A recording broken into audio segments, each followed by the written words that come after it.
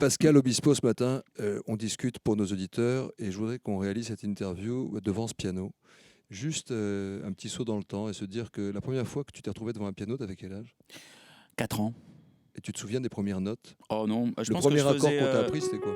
je faisais. Qui a décidé que tu fasses du piano? En fait, personne, mais dans la pièce à côté de la cuisine de mes grands-parents, il y avait un salon qui était toujours bien propre et bien clean, où on n'allait jamais.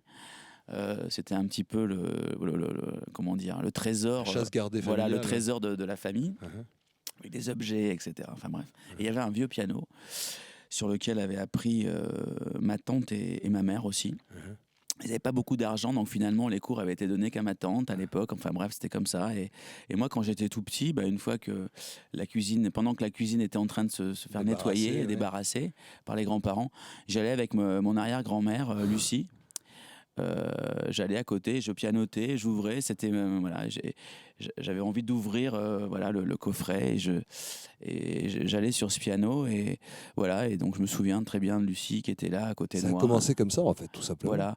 Et donc c'est vrai que c'est plutôt étrange que le titre qui entre guillemets, c'était au troisième album, mais Oui. j'en avais fait déjà quelques-uns qui ont plu, Mais celui-là encore mais c'est plus. vrai que quand le jour où j'ai chanté Lucie à la télé, ça a vraiment déclenché quelque chose. Donc c'est assez marrant parce que ça a une logique avec mes débuts, puisque de toute façon elle était là. Uh-huh. Elle était là dès le début, donc j'ai l'impression qu'elle est un petit peu tout le temps là, à chaque fois qu'il se passe quelque chose. Voilà.